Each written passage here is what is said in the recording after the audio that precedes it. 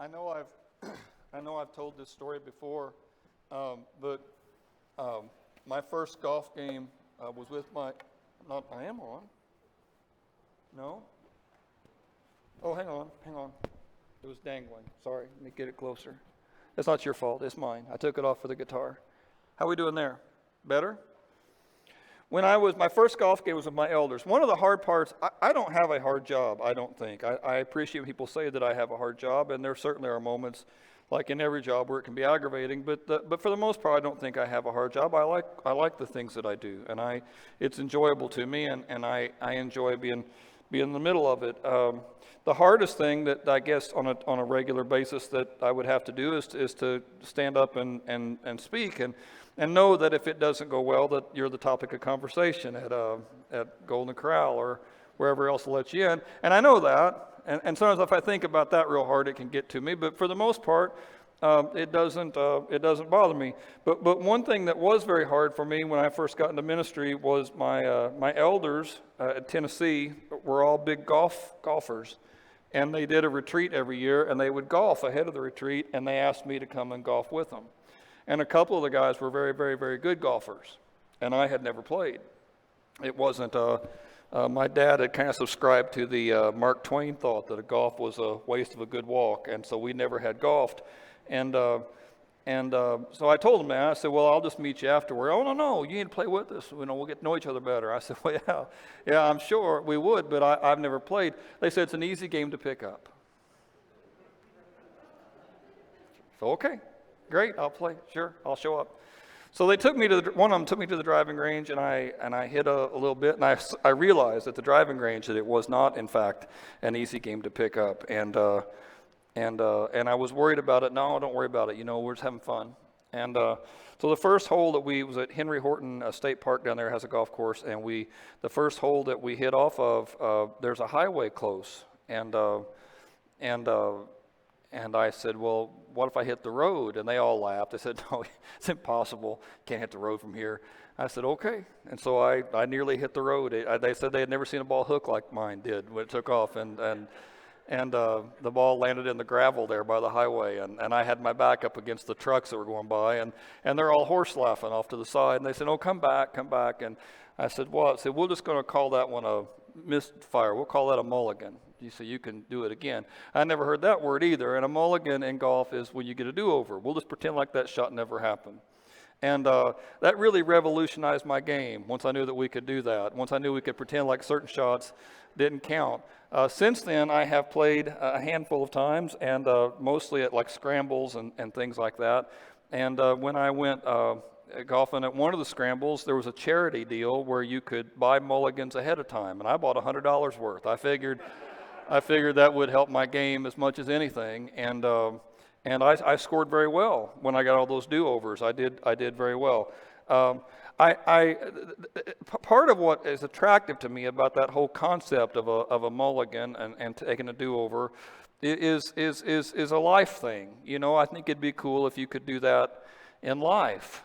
If the boss is coming in to chew you out and say, do you know what you did? And, well, I do, but I'd like to take my mulligan here. And the boss would say, oh, well, okay then. And, we pretend like it didn't happen. Or if the policeman asked you, do you know how fast you're going? Mulligan. And he'd just walk back to his car and go. And you could do that. And you can't, right?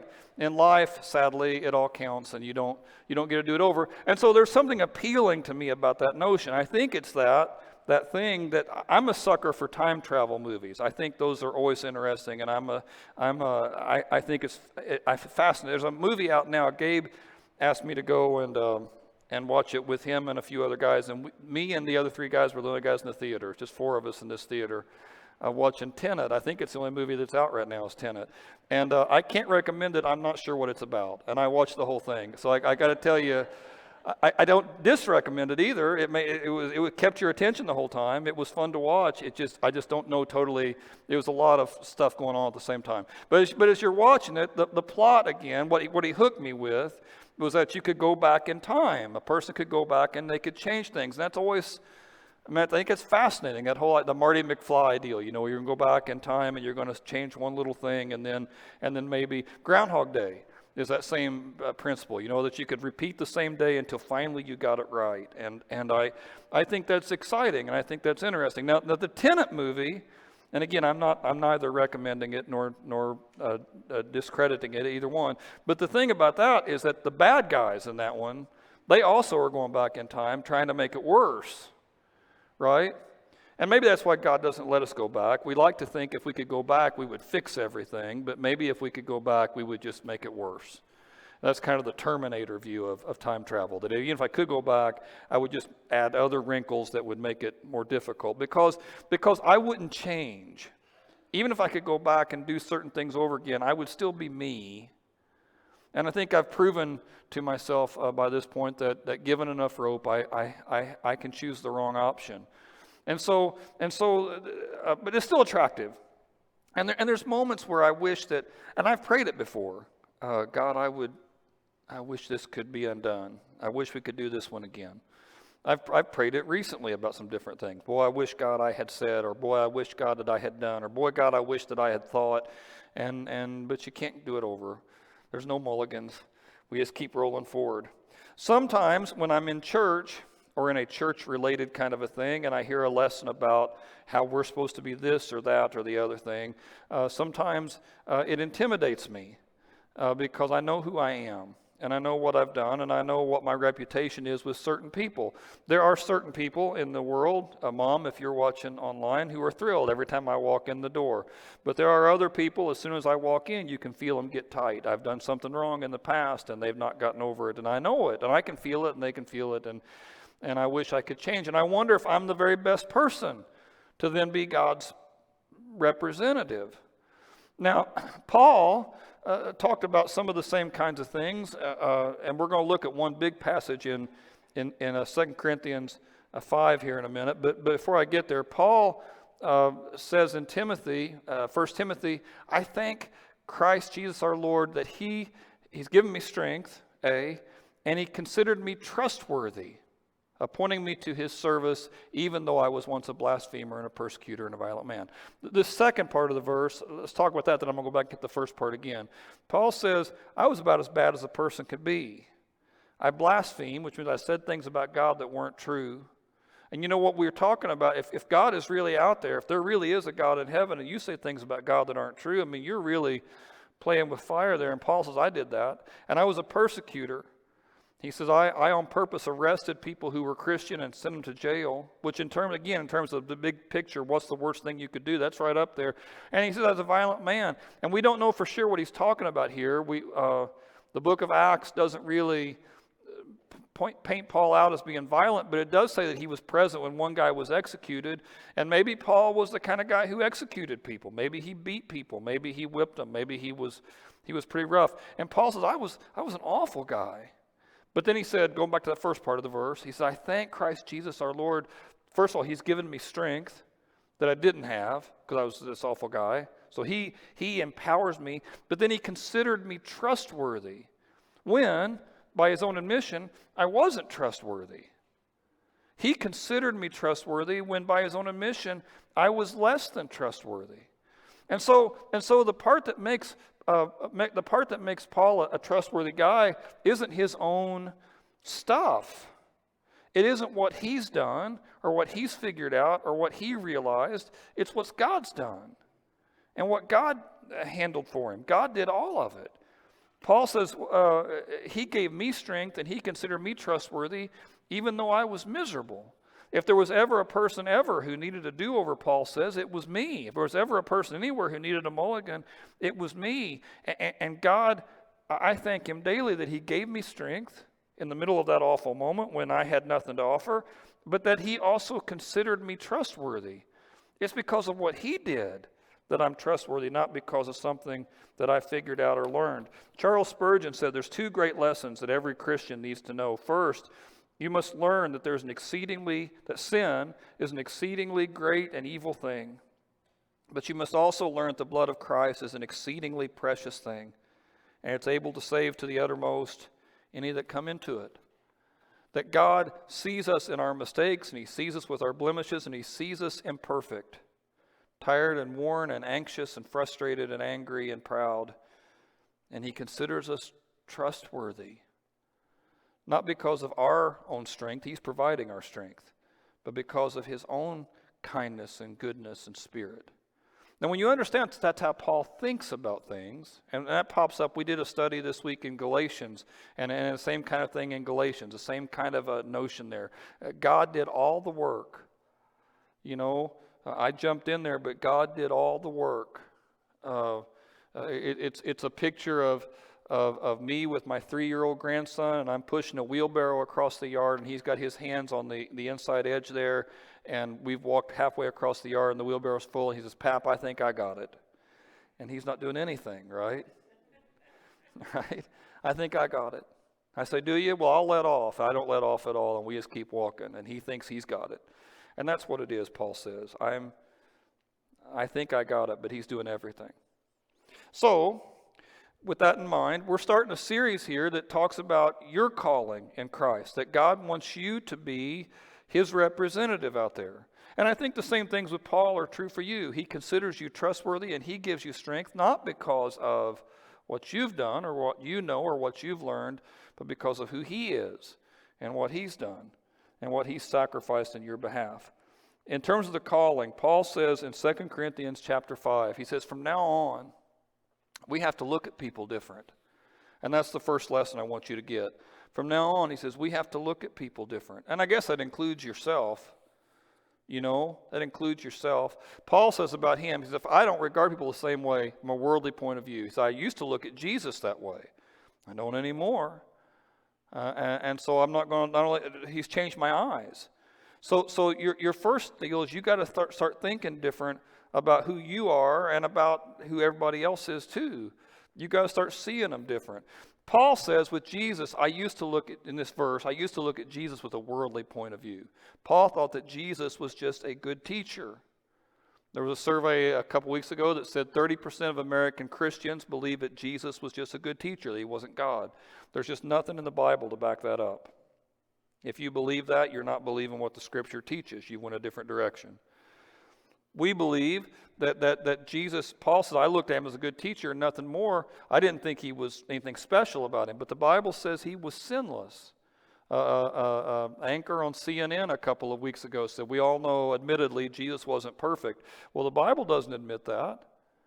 The Bible seems to think that he was perfect, that he had no sin. And so Paul says, when I met Jesus on the way to Damascus, when he appeared to me, when I saw the risen Lord, I realized I was wrong about everything. And again, it wasn't that I gradually figured it out. He just grabbed me. And when he grabbed me and I saw the light and I understood that it was different, I don't just look at him different, I look at everybody different. Now, and what he's meaning is, you're never going to lock eyes with anybody who doesn't need to know the Lord. You're never going to lock eyes with anybody who's not going to live forever. And you're never going to lock eyes with anybody that God doesn't care about, that God isn't passionate about, that God doesn't have a plan for. And you might think, in your own wisdom, this is a person who probably is never going to be interested, is probably never going to change, they're never going to get it, but it's not in their strength that these things happen. It's in his. And again, your job's not to be a legal expert. He doesn't say, you go be my legal experts, you go be my professors. He says, you go be my witnesses. You tell them what you do know. The beauty of being a witness is if they ask you something you don't know, you can say, I don't know. A witness is only there because of what they do know. And you do know that Christ is different. And you do know that Christ is God. And you do know that Christ rose again. And you do know that if you hold on to Christ, you're going to be with him forever. So Paul says, I don't look at people like I used to. I look at them different. And as a side note, Paul's not saying this here, but it relates to what we've been talking about. It makes you see yourself different. You don't look at yourself with a worldly point of view either, right? I used to look at myself as just a, whatever bad word you put about yourself, a fool, a bum, unwanted, unloved, unchosen, last one picked, whatever it is. We all have something. I wish I had been a better parent. I wish I'd been a better kid. I wish I'd been a better neighbor. Wish. This disappointment in myself.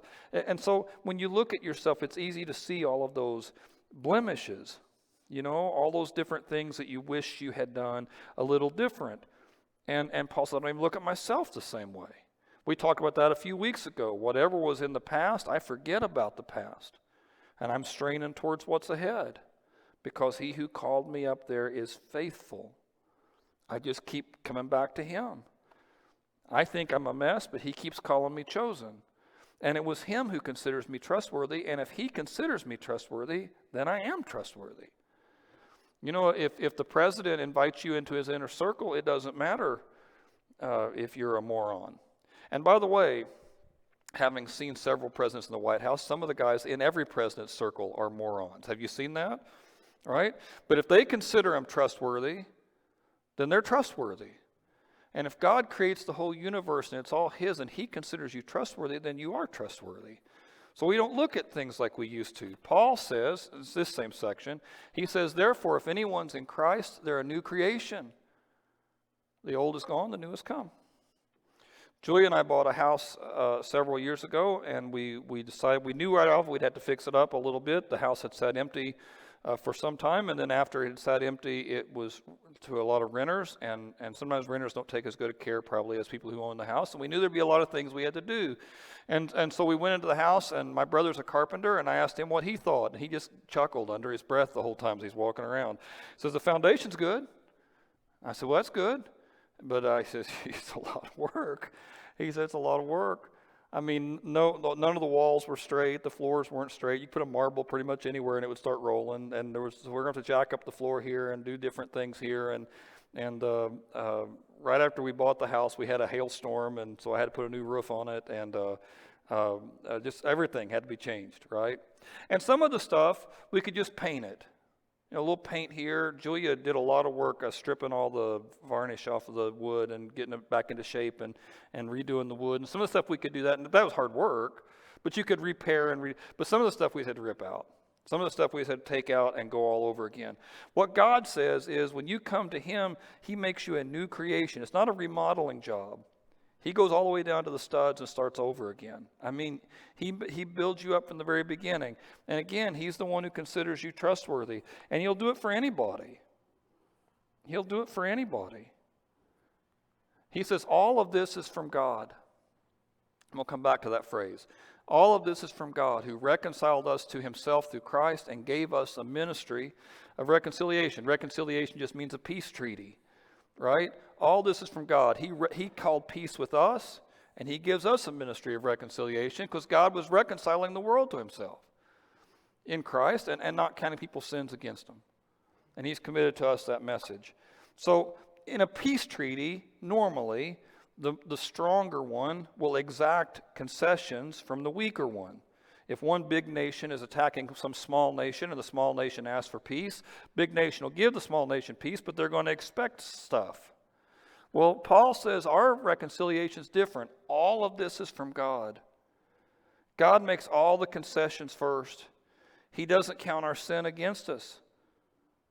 You know? He doesn't count our sin against us. He makes it right. He pays for all the debt. He's got every right in the world to be hateful, but he doesn't. He just keeps reaching out to us. He's making peace. Several years ago, I helped somebody move, and part of the time they were driving my truck back and forth, and part of the time I was driving and loading other things. And when we got done, they gave me the keys back to my truck, and they said, "Hey, that last thing we did, I'm pretty sure I scraped all the paint on your cab there. Sorry." And then they left. Sorry. Yeah. And they took off, and I said, "Well, okay, thanks." And I knew they were kind of in a bad spot. So I mean, I'm going to forgive it, but somebody's still got to paint it. Somebody's still got to take care of it. Somebody's still got to handle this thing. God forgives your sin, but he doesn't just forgive it, he pays for it. And I'm going to skip ahead a verse. In verse 21, it says how he pays for it. It says, God made him who had no sin to be sin for you, so that in him we might become the righteousness of God. Again, what was frustrating about the celebrity who says that admittedly Jesus wasn't perfect is a big part of the message of Jesus was that he was perfect. That Jesus had no sin. If you're a Bible expert and you read through your Bible, you will see they accuse Jesus of different things. Primarily that he was, you say you're God and we don't think you are. You say you're the Son of God and we don't think you are. You say you're the Messiah and we don't think you are. Most of the accusations were those. Sometimes they would get on him about the Sabbath. You know, we think the Sabbath should be obeyed this way, but you're not doing it the way that we think you should be doing it. And they would get on him about little bitty rules that weren't really in the Bible, but were kind of extended from the Bible. We think we should wash hands this way, but you're washing hands this other way, and we don't understand what you're about, Jesus. But they never accuse him of sin. Jesus, you've been running around with women, or Jesus, you've been out all night drunk, or Jesus, you've been lying or stealing, or they never accuse him of any of those things because he never did any of those things. I mean, God made him who had no sin to be sin for us. In the Old Testament at Passover and stuff, they would bring the Passover lamb in and the family would pray over the lamb, and symbolically all the bad was going on that lamb, and they would sacrifice it as a gift to God. And the scapegoat's a whole chapter in Leviticus where they'd put the sins of the whole community on this goat and they would let him loose so the sin would leave. The same idea. God takes him who has no sin, Jesus, and he puts all the sin on him. So all those dark spots in you, all those things that you wish you could do over, all those things that you wish weren't the same, someone has paid for those things. That's kind of the opposite of my truck story. My truck story, I could forgive the guy for damaging it, but I still had to pay. Well, God pays for your sin. But even though God pays, sometimes we don't let go of it that fast. Sometimes we hold a lot of guilt about that still, or sometimes we hold a lot of anger about that still. We still can beat ourselves up for it, but God has paid. It has been paid for. He took him who had no sin and he gave it all to Jesus so that in him we can become the righteousness of God. And that word becomes kind of an important word. It's a whole life's pursuit. As he keeps dragging you towards him, he keeps bringing you his directions. And so because of that, Paul says, because of all of those things, he says, we are therefore God's ambassadors. An ambassador, of course, is just a representative. If I'm an ambassador of the king, then I speak for the king. I make sure he's well represented.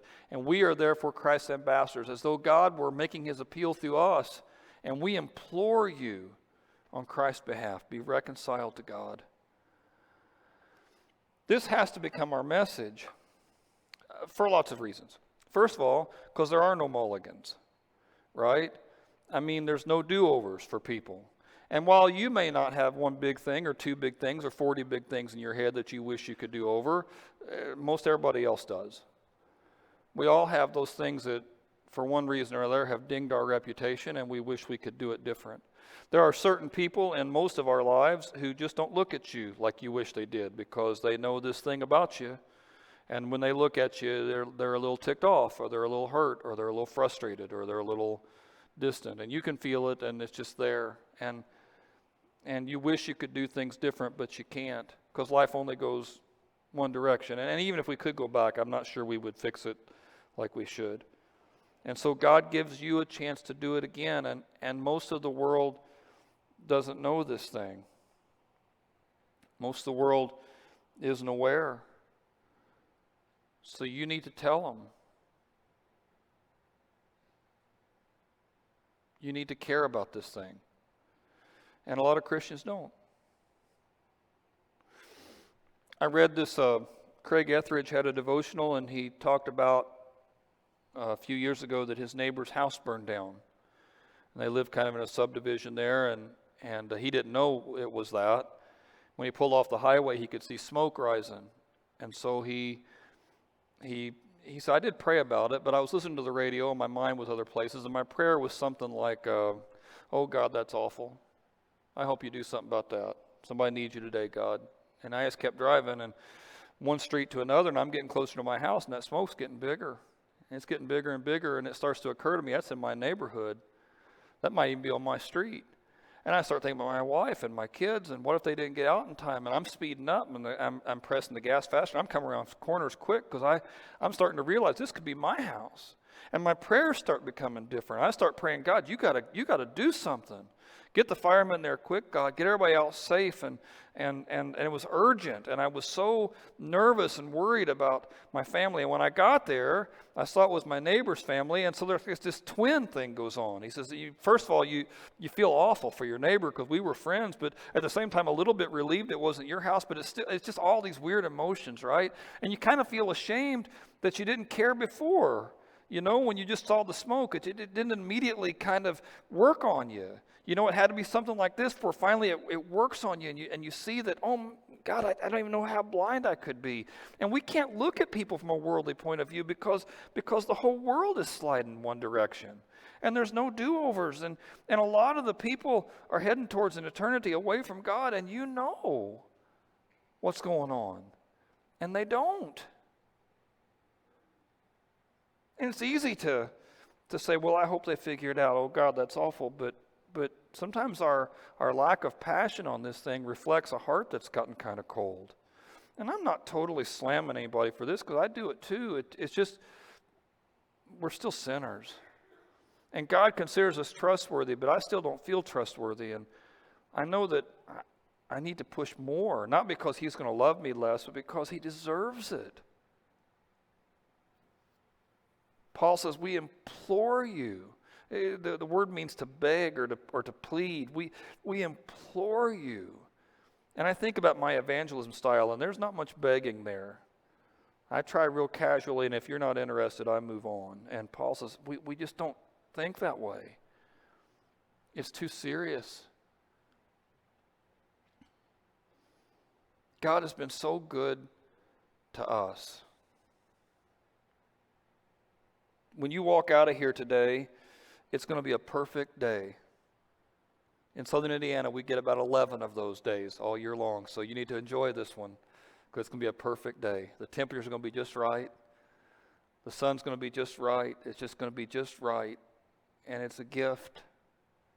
And I don't know why, if there's a good God in heaven, sometimes tornadoes happen. But I don't know why, if there's not a good God in heaven, we get days like today.